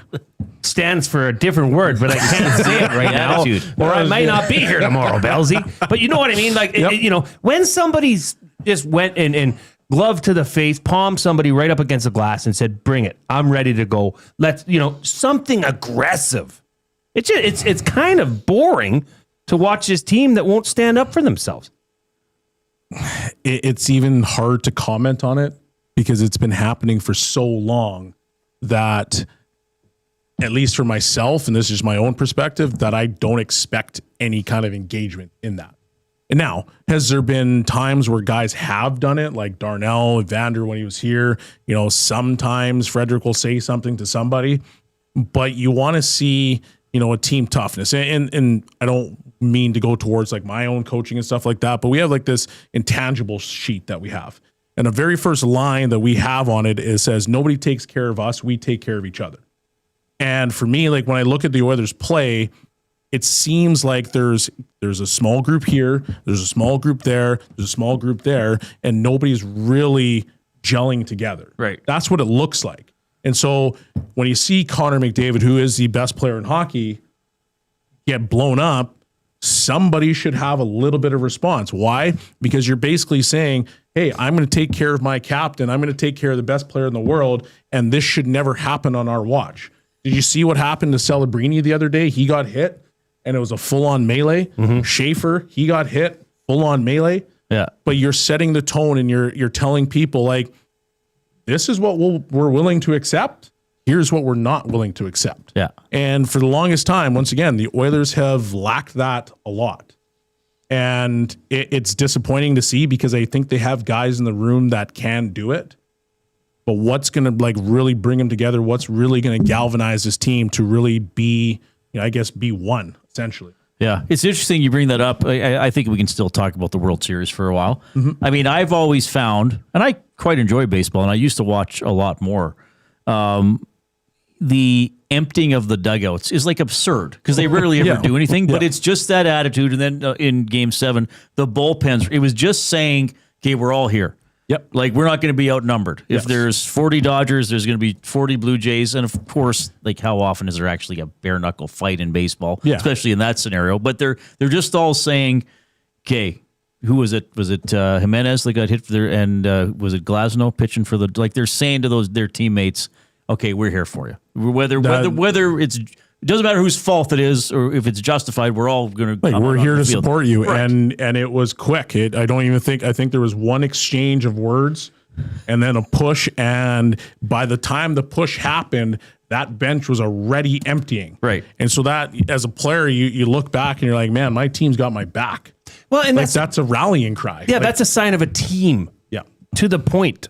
And maybe that's an overarching theme that we're not really like, does this Oilers unit look like a team? You know, and we've talked about it for a couple weeks now, is even a lack of real pure joy when you score a goal. They lack swagger. But is that something where that is almost tempered and said, hey, we're expected to score goals, act like you've been there before, don't let it get to your head? Whereas I would see as that being contagious in a bad way. Well, that's actually a really good question because I think there's some places that want to temper that personality, that emotion. I get along with PK Subban, but I know a lot of people don't. But what was one of PK's biggest things is, like, you knew he's going to play with an attitude, he was going to play with a swagger, and whether you liked it or not, that's what you were getting. There was an excitement for the game. And so then when you look at the Oilers team, and yes, Leon and Connor are some of the best players, in the world, but to me, like, they lack a certain like, it's just, they almost do it too much. Almost just expected. Yeah, I'm going to score from this particular spot, and it is what it is. I should score from that spot. And every now and then you see a little bit of fire from Leon. Every now and then you see a little bit of fire from Connor. But what they look like is they look like a team of individuals that just got thrown together and they said, figure it out. Well, that's how they act. Yeah. And again, I wonder too, also, like, we can talk a lot about the attitude and stuff, and that's important, but raw talent is also important. Like, is their middle six good enough for forwards, even 5 through 11? Like, if you want to say Philp or whoever can be a good 12, is there an identity there? Or is there a dimension there with some of those guys? I think there's some of it. Like, Philp will be a good player. I personally think he was an upgrade on Derek Ryan. Sure, yeah. Tomasek still trying to figure it out. I think Savoy is still trying to figure it out to some extent. Howard, he's not quite ready, I don't think, personally, for the NHL, but he's obviously being thrust into a position where he's got to figure it out. And so I think there's been enough turnover on the roster that guys are still trying to sort out who are they going to be. And I know that when I played in the NHL or moving into the NHL, well, I had to figure out who I was going to be. I went from a former first-round pick that could rush the puck literally at any moment I wanted, to meeting Kevin Constantine and being told I shouldn't cross the red line with the puck and I got to dump this in. So, okay, well, now if you take that and you look at Howard, okay, well, Howard was expected to be an offensive talent, Well, is he expected to be an offensive talent right now, today? Well, no, he's expected to be a bit more of a defensive forward. So now he's trying to figure out, okay, well, I've been able to do these things. I've been able to cheat the game a little bit, but now I can't cheat the game. So it's a bit of it's a learning curve while you're trying to sort out playing in the NHL. So you've got two things coming at you, and sometimes it's hard to do. And that's where guys sometimes fall off. Some guys grasp it quicker than others. Sometimes it takes 4 or 5 years to get to that particular spot. So I think that, from a talent perspective, I think the talent's there. It's still trying to get there. Yeah. And so it's hard because we I think here in Edmonton, we expect results. And you saw a team that for the last 2 years has gone to the Stanley Cup finals, and there's an expectation that they go back to those same finals. But there's also the expectation based off what the leadership group said, we want to be better in the start of the season. And so we're all looking at it saying, okay, well, why aren't they better? Right. But there's a lot of factors to it. And that's not trying to defend them. It's just putting a little bit of realness to what is actually going on for some of their players. Belsey, well said. This is why we love having you. Every Tuesday at 4, most weeks. Most weeks. Well, you're gonna be on every week. Except unless there's like a 5 or a 5:30 game. Yes. You'll be on Tuesday at 4.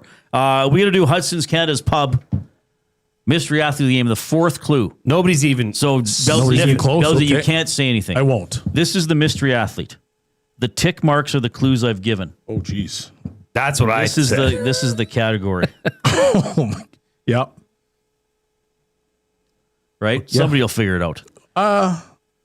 Well, we'll give it. You know away. what? We got half an hour. Let's hope. Fourth clue is McTavish.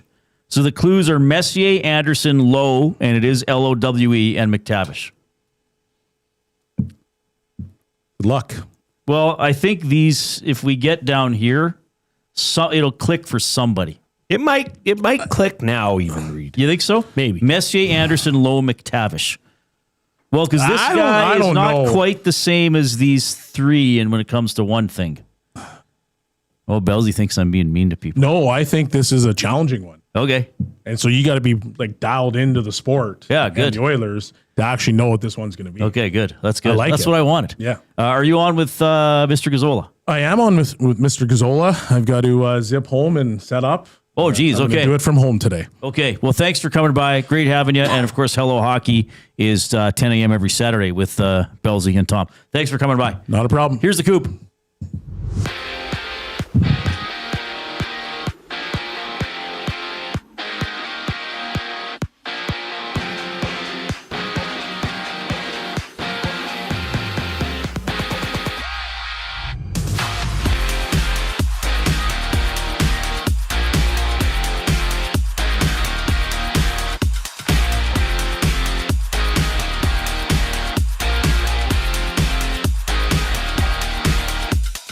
Edmonton visits Dallas to wrap up their back-to-back. Stuart Skinner gets a start. Alec Regula activated off the injured reserve. Regula suffered an upper body injury in the second game of the season against the Canucks, being out since.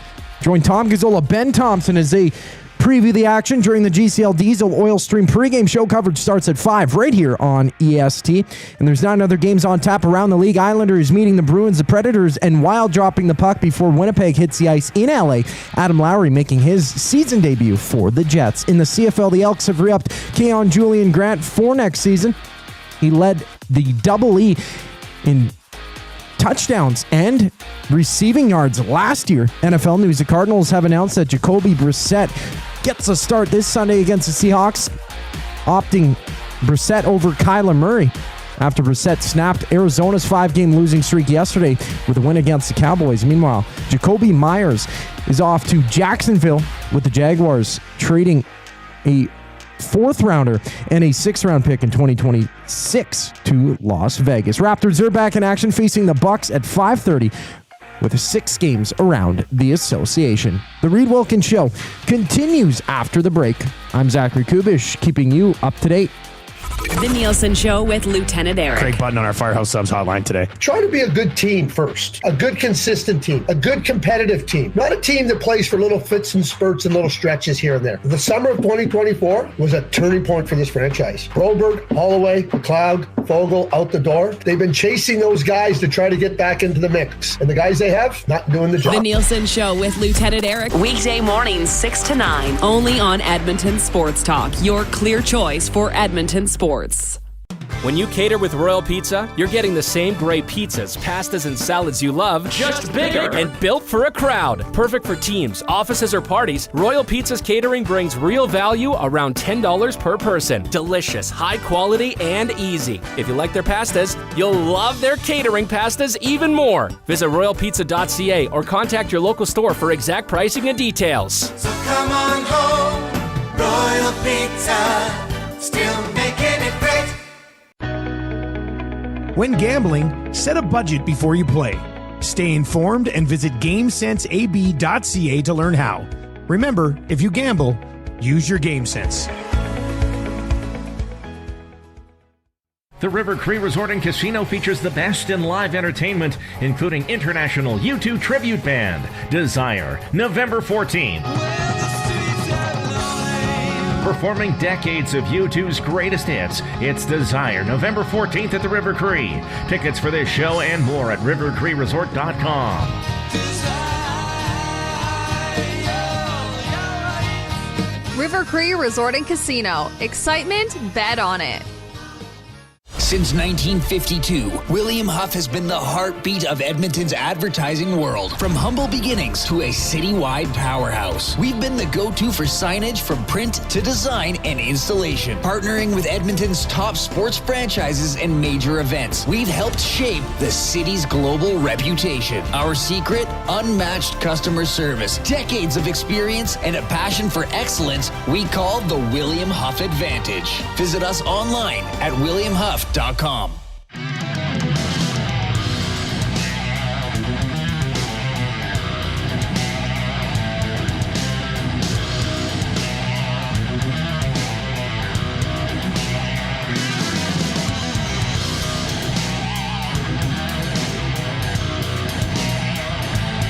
All right, thanks a lot for joining us this afternoon. Good to have Shawn Belle joining us in studio. Of course, it is the Canadian Brewhouse studio. Win big this football season at the Canadian Brewhouse. Score your shot at a trip to the Super Bowl, weekly prizes, and more, plus $1 off Budweiser and Bud Light tankards. Details at thecanadianbrewhouse.com. Today's Tuesday, too, right? It's Taco Tuesday at the Canadian Brewhouse, so make sure you check that out. Oilers and Stars coming up at 6 o'clock. We will have the GCL Diesel Oil Stream pregame show at 5, hosted by Tom Gazzola. So, to get us to 100 thumbs, we got to get 20 in 20 minutes. One a minute. So, do not delay. What were you showing me? I got to slide over here. Oh, just another guess. Oh, yeah. I'm going to I'll give another clue right now. Are you? Yes. I might as well. So the Hudson's Canada's Pub Mystery Athlete of the Game. You must text in 780-218-9999, River Cree Resort and Casino inbox. You're trying to win a $25 GC to Hudson's Canada's Pub. Maximum 3 guesses per person. The 5th clue is Tikkanen. Okay? And I do have a 6th clue if necessary. Messier, Anderson, Lowe with an E on the end, McTavish, and Tikkanen. Spicy. This is a spicy one, I think. I know. I like this one. I do too. This is one of my better ones, I must say. Well, I'm going to pat myself on the back. I could pat you on the back if you want. Do you want a quick pat? Sure. Good job, Reid. All right, let's dive into this. It is our courageous moment presented by Alberta Blue Cross. Running your own small business takes courage, and as it grows, so does your team. That's why Alberta Blue Cross offers health, dental, life, disability, and wellness benefits designed just for small businesses, because we know a healthy team means a thriving business. Visit ab.bluecross.ca to find a plan that is right for you. No, so we can tie in the courageous moment and Hudson's Canada's Pub before we do the other courageous moment stuff. Because this one took courage. Who won it? Dave Minnock. Dave, has he won before? Minnock. You're giving his last name too? It's in the thing. Okay, well, Dave. Dave and Twitter Mary. Oh, that Dave. Yes. Okay, that Dave. Perfect. So there was a theme, and some people figured out the theme, but they weren't identifying the athlete. The clues as I was giving them were were former Edmonton Oilers who won the Stanley Cup with the 1994 New York Rangers. There were 7 of them. So the first clue I gave was Mark Messier, right? Mm-hmm. Now that could have been, he fits in a lot of categories, right? Then we gave Glenn Anderson. Well, he also fits in a lot of categories, right? Then we gave Kevin Lowe. Well, he fits in a lot of categories. Then we gave Craig McTavish, who does not fit in a very important category that the other 3 men fit into, which is Hockey Hall of Famers. Then I gave Esa Tikkanen. The 6th clue, had we needed it, would have been Adam Graves. The 7th and final former Oiler who won the Stanley Cup with the 94 Rangers is the mystery athlete. Would he have one of the most fun names to say? Oh, for sure. Would he have a name where you say his name fits the position he played? Yes. Yeah, and the sport. Like, this wouldn't work as well. Maybe, I don't know, tennis maybe, if he was a big server. Yeah. If this even, it's perfect. But it doesn't even really have a football position. Maybe if you're a safety, I don't know. Could be a good safety or a middle linebacker with that name. It's Jeff Bukaboom was the mystery athlete of the game. And, this was another close one. So congrats to William Mike Spear, Big Uke, an unnamed textor. But Dave got it first. Dave was first. So people figured out what I was going. They got it. Some people guessed Graves, but I had Graves as the final clue. Yeah, they got it. That was a good one. That was a really good one. That one was fun for me. It may just make people hate me even more. No, this might open another realm of questions, right? What do all of these have in common? What do all these players have in common? That'd be cool. We've done some things like that before. Usually there's a stat involved. Yeah, usually there's a stat. I think there was one year where we listing off like draft picks in order or like a players year who were taken before or after a guy. Yeah. So you never know what we're going to do.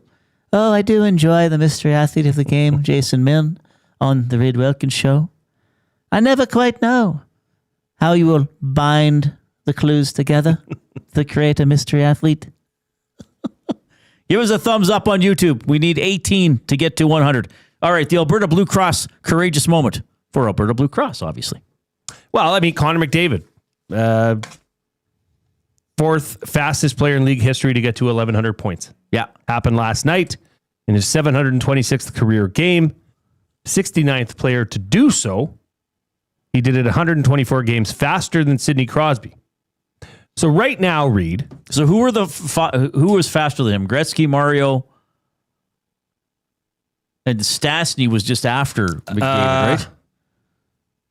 Oh, who was it? Islander. It's escaping my name. Was it Bossy? Bossy. And it was one game after Bossy, too. Right. Okay. Yeah. And Bossy did it. And again, I've told you this how Rob Brown and I used to talk like these offensive stats come up. And Peter Stastny is often on these lists. True enough. Like it's crazy. And I bet you, like, if you went up to how many, like, a 25-year-old hockey fan, and you were like, who's Peter Stastny? They'd be like, I don't know, like a point guard for Sacramento. Like he was awesome. Anyway, side note. Yeah, Gretzky, Lemieux, and Bossy, and then McDavid. So, okay, right now, through 726 career games. Yeah. He's averaging 1.51 points per game. Right.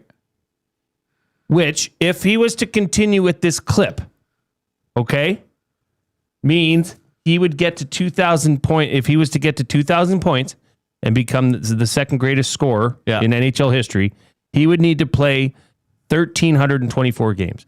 He's currently at 726. Right. Does he, get to 1,324 games? Yeah, because he needs to play about, another 650 games? Yeah. No. Sorry, well, how many games is he at right now? He needs to play 598 games more. And keep the same point per game. Keep the pace. same point. So he may play longer, but have less production. Let's say he plays another 700 games. That's 8 1/3 seasons, which he probably will. Well, if he was to get to 1,324 games, that's 7.5 seasons producing at this clip. And he gets to 2,000 points. Yes. And he'd be the second person to do that after Gretzky. Yes. I think he will. Okay. Because I think he's that good. He produces that many points. He's playing in a more offensive era. He's playing in 3-on-3 overtime, which provides extra opportunities to get points. I think McDavid will get to 2,000 points for sure. Incredible. Now, my question to you is this. Who will McDavid score his 2,000 point with? Oh, come on. What do you mean, come on? Well, now you're trolling people. Oh, he's going to leave someday. You could easily say, well, duh, idiot, the Edmonton Oilers. What say you, Reid? The Kansas City Blades. Oh, wow. Look at you go. You're going, would that be an expansion team? Yes. What was there was a team called the Kansas City Blades, though, I think. So that's why I said that. Kansas City Blades. They were in the IHL. Was there a Kansas City team in the World Hockey Association? Kansas City WHA. Oh, the Kansas City Scouts. And then they became the Cleveland Barons, who then became the Colorado Rockies, who then became the New Jersey Devils. No, sorry. No, Kansas City did not go to Cleveland. Kansas City went straight to Denver to become the Colorado Rockies. Then the Rockies became the Devils. So what will the hockey team in Kansas City be called? I don't know. Chefs? The Kansas City Chefs. Yes, they'll have the Chiefs and the Chefs. Why not? Well, it's known for its culinary. So they have the Arrowhead logo, the Chiefs, the Arrow logo. The Chefs will have a spatula. It'll be almost the same shape, like a triangle-shaped spatula. Yes. So you think that Connor McDavid will become the second greatest scorer in NHL history? I think he'll get to 2,000 points. Yeah. I mean, it's a question of health and longevity and what rate you can produce at, I guess. I mean, there's Sidney's doing it. Ovechkin's still doing it, right? I mean, Sidney Crosby's 38? And Crosby had, a couple lost years because of injury. I mean, McDavid doesn't turn 29 until January. Correct. So 7 more years, like he's only 35-ish. But how many games do you think McDavid's lost already in his career? 50? With 60? injury, not very. He missed about half a season in 15-16. Okay, so that's, let's say 40. So he missed, 3 weeks last year? 19-20, yeah, he played 67 last year. So even if he plays 70 games a year and gets 90 points a year, say, I mean, that's kind of a down, that I'm lowering the pace. How many points? So he's 900 points away. Well, now he's 899 because he didn't get 2 points. Yeah, I suppose that's right. Great. Throws off all my calculations. Gosh. Let's see here. Yeah, I mean, even if he can play another 700 games, he'll get to 2,000. He'll probably get there before 700, but even if he's slightly over a point a game, he'll get there, no problem. He's good. He gets a lot of points. My second courageous moment. The U of A released their academic All-Canadians today. Okay? Yeah. They were honored this morning at an academic All-Canadian breakfast. 199 academic All-Canadians. That sets a new record at the U of A. Previous record was 184 academic All-Canadians in 2023-24. Get this. 39% of student athletes at the U of A are academic All-Canadians. Really? 39%. That's good. And what you need to qualify is an 80% or higher average. So kudos to those student athletes over at the University of Alberta. Dare I ask, were you an academic All-Canadian? No, I wasn't. I blame the scaling. Yes. But But you did well in school, though. I mean, you finished. I got a degree. You got a degree. You hit a lot of people on the other team. I got a really expensive piece of paper. I mean, considering what I'm doing for work to do now, what your family was going to make you do anyway. Yeah. Could have just skipped that, Mom and Dad, but I mean, you'd been working in the store since you were a baby. A baby. You right, poopy? You want poo-poo or you want couch? I say couch. Hey, baby J, sales. Can I talk to an adult? No, you talk to baby J. Here's how it broke down. Men's football contributed 15. The highest, though, contributor was women's ice hockey with 18. Women's rugby. Oh, that's almost the whole team. Women's soccer, women's swimming. A lot of women's team with a lot of high academic all-Canadians. Well, that's good. I mean, they do walk the walk at the U of A. You got to be a good athlete. Student athlete. Student first, athlete second. Yes. That's awesome. All right, 780-218-9999 is the River Cree Resort and Casino inbox presented by River Cree Resort and Casino. Happy hour featuring $5.25 drinks available Sunday to Thursday, 9 a.m. to 7 p.m. James calling you the cherub who sold chairs when you were a baby salesperson. Of course, Edmonton Sports Talk presented by Play Alberta. Check out Jay's Play of the Day under EST Specials on the Play Alberta app or playalberta.ca. Time to turn up the fun with the all-new Play Alberta app, your digital destination for casino, live dealers, lottery, instants, and, of course, sports betting. So I'll tell you what, we need a dozen thumbs to get to 100, which would be great because our show is 2/3 of the normal length. So if you haven't clicked the thumbs up on YouTube, do it. If you have, click the share button, text the show link or email the show link to somebody else and say, hey, these guys are fun. They end every show with a word of the day. So here's your chance to bring in the non-sports fan in your life into the show. Because they're probably thinking, I don't want to watch a station that has sports in the title. That's not me. You can tell them, hey, these guys have word of the day sponsored by the Edmonton Public Library. You can play along as they're doing it. And maybe you like them enough, you check out the show another day. Here's your chance to help us out. But first, the Cub.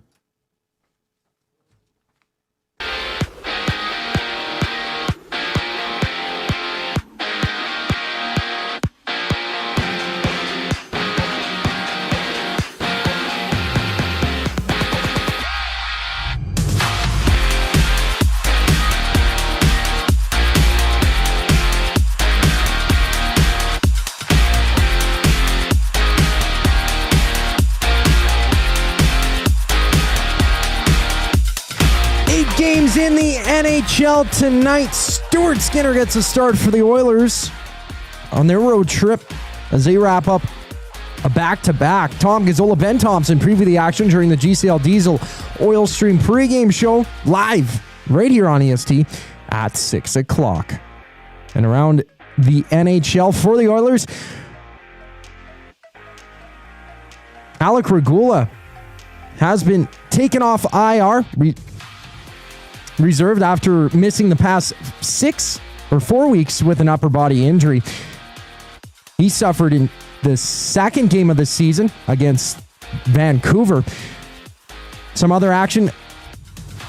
The Flyers and Canadians in action. Sabres jousting with the Mammoth while the Red Wings battle the Golden Knights. And for the Elks, Keon Julian Grant has signed an extension. He's locked up through the 2026 season. The 29-year-old leading the team in receiving yards and touchdowns this past season. And for the Raptors, they hit the court at 5:30. 4 games in the NBA, taking on the Bucks at 5:30. Elsewhere, Phoenix and Golden State match up while the Clippers take on the Thunder. The Reid Wilkins Show wraps up after the break. I'm Zachary Kubish, and you're up to date. The EST Hangout. I was surprised, if I was not looking at the standings, if I didn't know anything, if I just tuned in to last night's post-game show reaction today, I'd feel like the Oilers are right near the bottom of the NHL. Yeah, that's what. And they are sitting they're second in a wild card spot. They're a point back of a Pacific Division. Yeah. We know that this team doesn't generally start off the greatest way. The EST Hangout, presented by Sentinel Storage. Weekday mornings 9 to 11, only on Edmonton Sports Talk. Your clear choice for Edmonton sports. What a ride it was. The Blue Jays have made our whole country proud. Sentinel Storage is honored to stand with Canada's team every step of the way. Thank you, Blue Jays. Sentinel Storage, official storage provider of the Toronto Blue Jays. The temperature may be dropping, but the action's heating up. Play Alberta is offering odds boosts on every Oilers game all season long. This is your chance to score big. And for a limited time only, our listeners get an exclusive $50 free bet when they deposit $50 using EST50. That's code EST50 for an exclusive $50 free bet. Alberta wins with Play Alberta. Must be 18 plus to play. If you gamble, please use your game sense. EST Afternoons. Playing a kid's game for millions of dollars. Having a lack of emotion is unacceptable. McDavid gets 1,100 points. Nothing. No one getting pumped about it. McDavid, he's not pumped about it. What are you doing? Does this guy even like playing hockey? I know they've played a lot of hockey, but man, and they're human, and everybody has their days. EST Afternoons, weekday afternoons 1 to 3, only on Edmonton Sports Talk. Your clear choice for Edmonton sports. Where holiday cheer meets great beer. This season, celebrate at the Canadian Brewhouse. From plated dinners and festive buffets to casual pub-style parties, we've got the perfect space for your crew. Book your holiday party today at thecanadianbrewhouse.com. The Oil Stream. What would you grade Evan Bouchard so far? I think it'd have to be a C-. Oh, you'd give him a C-? Not even close to what we know he can do. The production's not there, even though it's getting better. I'd give him a D. Okay, yeah, sure. I'd say I didn't want to be that harsh. 7 years into your pro career, that type of consistent mistake, night in, night out, is unacceptable. The Oil Stream, presented by Boston Pizza. Monday, Wednesday, and Friday afternoons at noon, only on Edmonton Sports Talk. Your clear choice for Edmonton sports.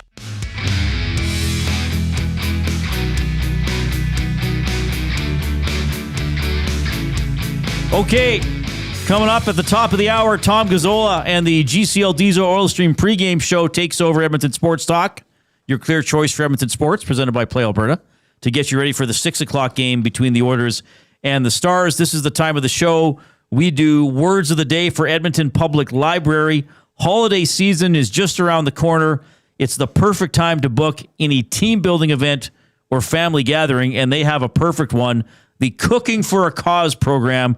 Go to the EPL website, epl.ca, look for Cooking for a Cause, or give that a Google. Check it out. Really, really cool initiative that's happening at the Stanley A. Milne Library.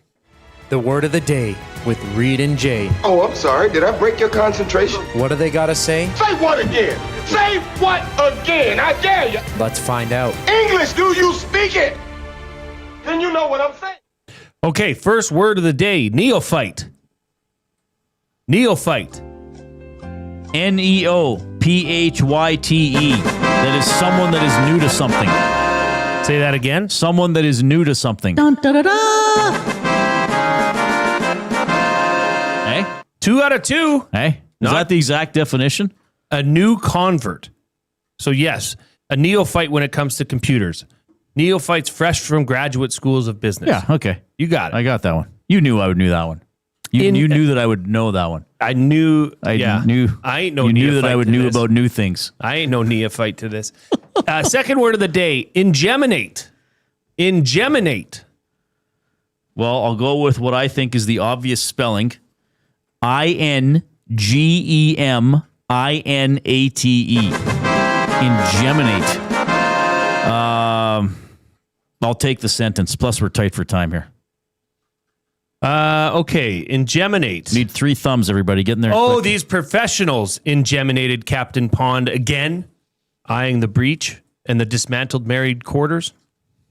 There was a guy in the Goodfellas that was the ingeminate, would ingeminate a lot. Ingeminate. Like someone who repeats himself. Or it's the process of repeating. Yes.